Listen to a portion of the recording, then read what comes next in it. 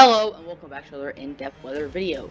Today we're going to be continuing our coverage of tropical storm, or actually hurricane now, Isaias, as well as other weather related news, as well as thunderstorms, excessive rainfall, both in association with Isaias, the current drought conditions, because a lot of areas that are currently in drought will be impacted by Isaias and its very flooding rains. Flood advisories posted all up the coast. We're also going to be taking a little look into other tropical systems, as well as finishing off with the models. So let's start here first with the watches, warnings, and advisories. We have tropical storm warnings in dark red all along the coast from South Carolina into Maine. We also have tropical storm watches in most of eastern Maine, as well as flash flood watches through most of those areas as well, extending further inland as well. So there's a lot here. We even have some storm surge watches, storm surge warnings, hurricane warnings in spots. Very, very, very busy on the East Coast. So let's move on to the radar, where we have a great view of Isaias. Now, it is making landfall as we speak, or at least as I'm filming this, and we have thunderstorms ahead of it as well. We also have a few in areas of the Great Lakes. We also have a few thunderstorms ahead of the Rocky Mountains in the highlands over there. We also have a few showers in Texas. Now I want to move on to the GOES imagery, Hurricane Isaias, and that'll load in here in a second. There we are. So Hurricane Isaias, it has gained strength and it is powerful. You can see powerful with this storm, rotating, going to make landfall in the North Carolina, South Carolina border region, and then it's going to continue making its way northeast, eventually impacting some of the major population centers in the northeast, as well as into Canada.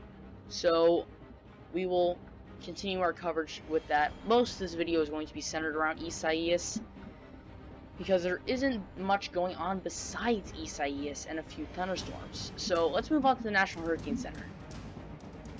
We have Hurricane Isaias, current winds 85 miles an hour, so it has increased in strength a lot. We were talking about major tropical storm yesterday, now a low-end Category 1 hurricane.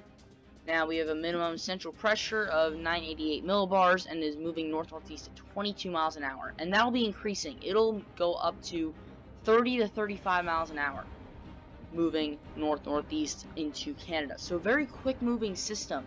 So that's good news, but it's still going to have its impacts. We also have this other disturbance here, trough low pressure, located a few hundred miles south of Bermuda. Continues to produce showers and a few thunderstorms. This system has shown signs of organization in the mid-levels for the past couple days, but it still appears to be disorganized at the surface. Environmental conditions are forecast to be marginally conducive for development of this system during the next few days, and a tropical depression could form later this week.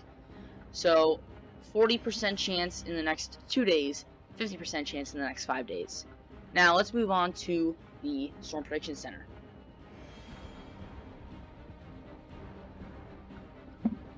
Where we do have two slight risks today, one in association with Isaias, one that is not. So from Virginia Beach to Springfield, Massachusetts, you have a slight risk of convection, so you have our convective outlook here. So areas like Philadelphia's in here, New York City's in here, Hartford's in here, Providence as well. Then you have the marginal risk outside that from Portland and Boston through areas Baltimore, Washington, right outside that, and areas like you have Richmond somewhere over here as well, probably right on the line there. Then you have this other slight and marginal risk. You have a slight risk in areas near Pueblo, Denver, Cheyenne, as well as McCook, Colby. Then you have marginal risks in areas like Rapid City, Casper, Valentine, Cheyenne, Denver, Pueblo.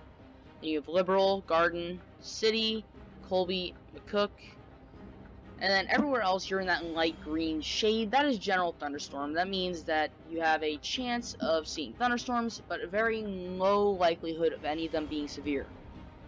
Then on the scale, marginal risk is 1 out of 5, and slight risk is 2 out of 5 for convection. So categorical, will you get thunderstorms or not? Now, tornado, you have 5% chance in the Isaias affected slight risk and 2% in the Isaias affected marginal risk. Then you have wind, you have 50% chance in the non-Isaias related slight, and then 5% chance in everywhere else as marginal or slight. Hail, so no hail risk with Isaias, but in the other thunderstorms we do have 15% in the slight and 5% in the marginal. Now let's move on to excessive rainfall.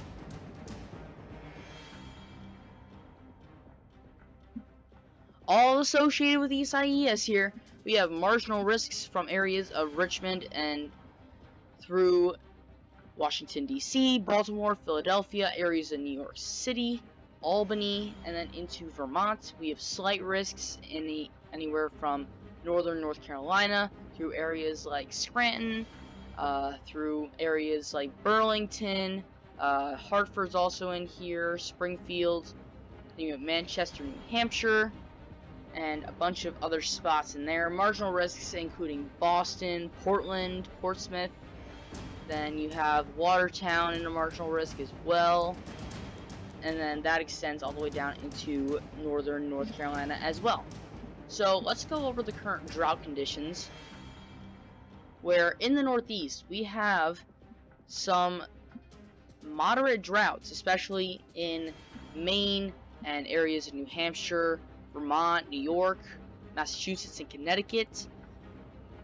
That is the moderate drought. You also have a few severe droughts in New York and Maine. So this rain that we're going to be getting, that excessive rainfall, is going to really help out the drought situation in the Northeast. And most of these areas east of the Ohio River are going to get helped out by Isaias and all the rain that it will be bringing. So let's move on to the NAM, where we do have the track of Isaias here.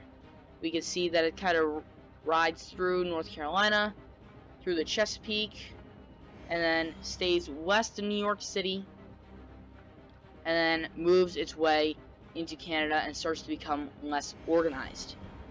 So rain ahead of this as well, that'll be affecting the rain totals in some of these areas that get these thunderstorms beforehand. And then you also have in the west, you have some other related thunderstorms to that other slight risk area. So those start firing up over here. And then we can see that same trend, that monsoonal moisture, just popping out there. So let's move on into the tropical related total accumulated precip, as well as a little bit more with those thunderstorms. So high rain totals, that is a huge thing. Areas that are just to the west of the center, to the center and to the west of the center, you're going to be picking up at least 2 inches. If you're near the center, you're going to be picking up ½ inch to 2 inches, and then if you're away from the center, you're going to be getting most of those outer bands. You're going to be getting less than ½ inch. There are some outliers, such as areas of New Hampshire, but generally that is how this is going to play out. And we will eventually see higher and higher storm totals as we get through this storm. And I would not be surprised to see over a ½ foot of rainfall in some spots. Remember, with Tropical Storm Faye, we did have areas receiving 7 inches of rain. A few of those thunderstorms in the west could potentially drop a couple inches of rainfall. So that is something that you have to look out for. Probably a couple flash flood warnings may be issued in those spots. I don't want to keep you too long. This is already a long video as is, so I am going to leave it there. Thank you guys very much for watching. Have a great Tuesday, and I'll see you guys next time.